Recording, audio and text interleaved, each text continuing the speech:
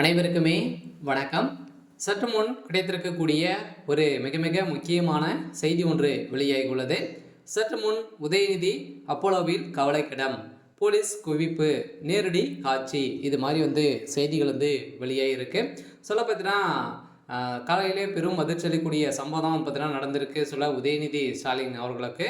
திடீர்னு உடல்நலக்குறைவு ஏற்பட்ட காரணத்தினால பார்த்தீங்கன்னா இப்போ அப்போலோ மருத்துவமனையில் இப்போ அனுமதி பெற்று சிகிச்சை பெற்று வர்றாரு. இந்த நிலையில் தான் இன்று சட்டப்பேரவையில் பார்த்தீங்கன்னா கலந்து கொள்ளாத நிலையில் அங்கே இருக்கக்கூடிய திமுக அனைவருமே உதயநிதி ஸ்டாலின் அவர்கள் எங்கே அப்படின்ற மாதிரி கேட்டிருக்கக்கூடிய நிலையில் தான் திடீர்னு முதல்வர் ஸ்டாலின் அவர்கள் அவருக்கு உடல்நிலை ரொம்ப மோசமான நிலை இருக்குது. அங்கே பார்த்தீங்கன்னா தேர்தல் விஷயத்துக்காக சென்றிருக்காரு. இந்த அவருடைய உடல்நிலை ரொம்ப மோசமான நிலை அடைந்திருக்கு. இந்த நிலையில் தான் அவர் கலந்து கொள்ள முடியவில்லை. அவர் அப்போலோ மருத்துவமனையில் அனுமதி பெற்றிருக்காரு, சிகிச்சை பெற்றவர்கள் அப்படின்ற மாதிரி சொல்லியிருக்கக்கூடிய நிலையில் தான் திமுக பார்த்தீங்கன்னா பெரும் அதிர்ச்சியை ஏற்படுத்தியிருக்கு.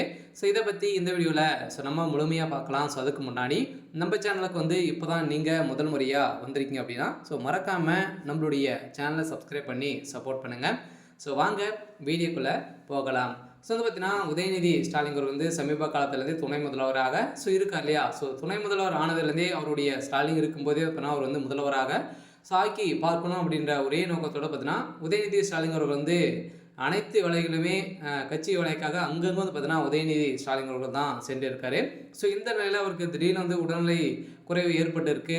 அவர் இந்த 2026 தேர்தலில் முதல்வராக நிற்க வைக்கான அனைத்து ஏற்பாடுகளுமே நடந்துட்டு இருக்கு.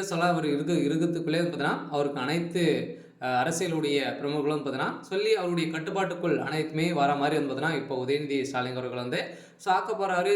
உதயநிதி இளம் வயதிலே பார்த்தீங்கன்னா அவர் முதல்வராக சாகிறதுக்கான அனைத்து ஏற்பாடுகளுமே நடந்துட்டு இருக்கு. இருந்தாலுமே இதன் அடிப்படையில் அவர் கட்சி வேலையாக அனைத்து வேலைகளும் பார்த்தீங்கன்னா செய்து இருக்கக்கூடிய அங்கங்கே பார்த்தீங்கன்னா பயணங்கள் மேற்கொண்டு வந்திருக்கக்கூடிய நிலையில் தான் இப்போ உதயநிதி ஸ்டாலின் நேற்று முன்தினம் பார்த்தீங்கன்னா பேசியிருந்தார்.